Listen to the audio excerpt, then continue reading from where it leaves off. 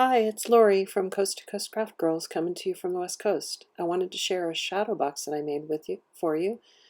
Um, let's get started. I'll show you how it's done.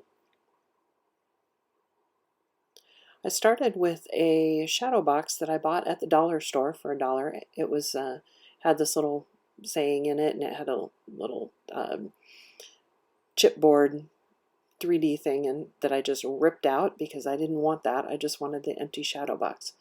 Cut a small piece of paper. I think the shadow box is about 7 by 7. Cut a piece of paper from the Secret Garden, one of my favorite paper pads from Crafters Companion. Glued that into the background because that's where I'm going to make my, that's what I'm going to use for my background for my shadow box.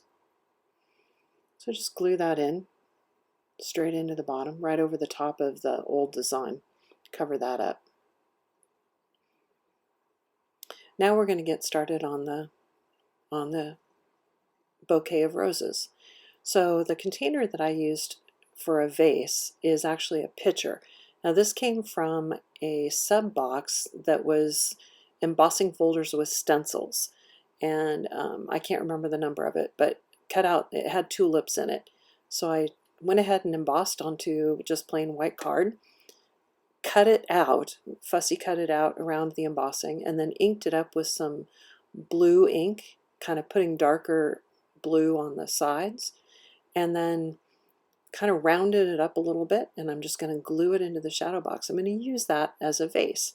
I thought it was a super pretty little arrangement, and it was perfect for my quilled roses. Glue that right into the center towards the bottom.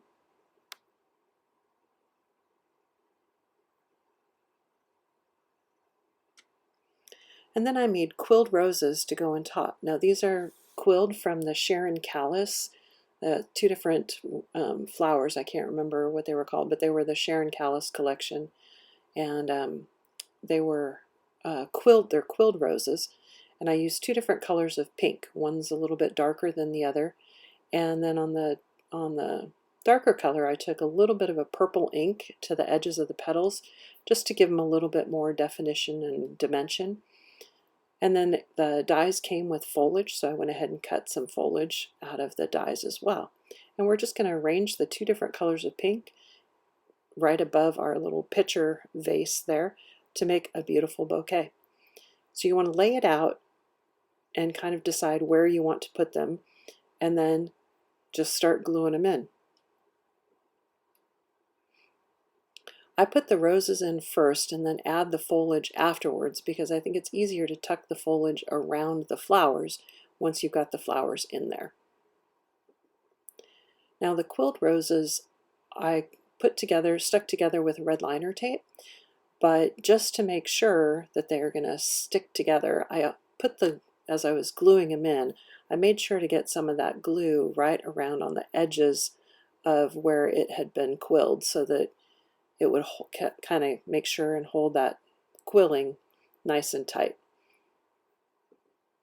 And then you just glue them in. Now because I have two different colors, I'm trying to alternate the colors so that they're not all one color on one side and another color on another side. So you just kind of want to alternate them a little bit.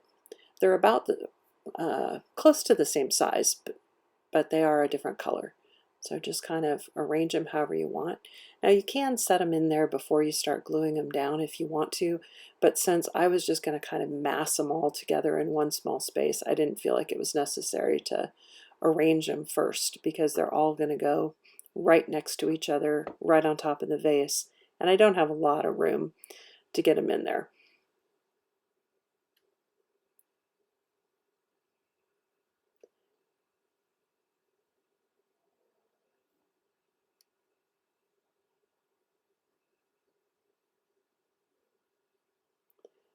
Once you get them all glued down, you can start working on the foliage.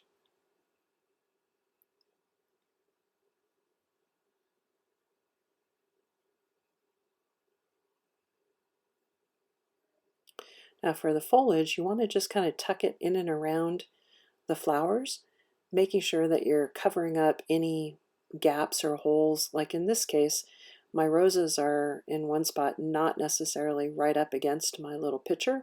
And since I don't have any stems or stalks, I need to poke my foliage in to cover that gap so that the roses don't look like they're floating in the air above the vase, but they're actually coming out of the little pitcher vase.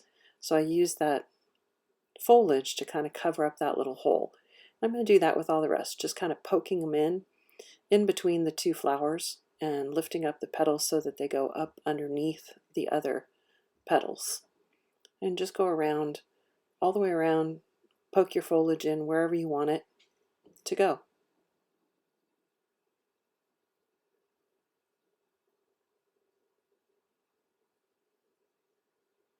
You want to make sure that you poke your foliage in such that it's not all facing in exactly the same direction or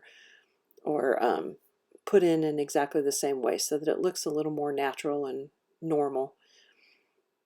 And you can cut your foliage into different colors of green if you want, or you can ink them if you want to add a little more dimension.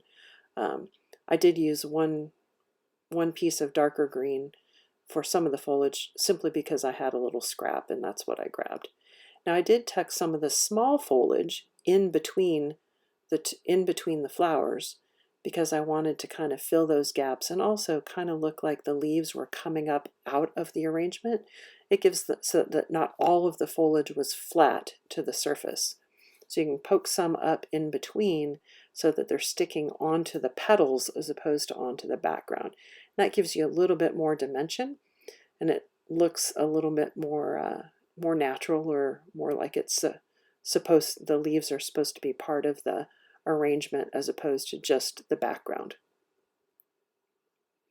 And I used the smallest leaves for those because I felt it's easier to kind of poke those in between the flowers.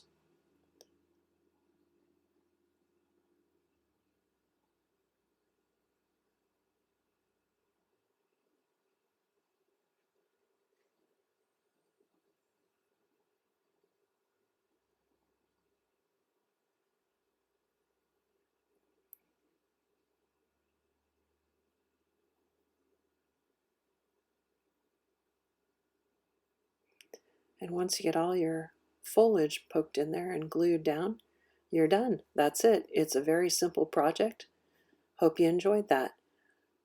I think it's perfect for Mother's Day or for any gift or just to brighten somebody's day. If you make one, I hope you share it with everybody. Love to see what you do with them. Have a good day. Thanks. Bye.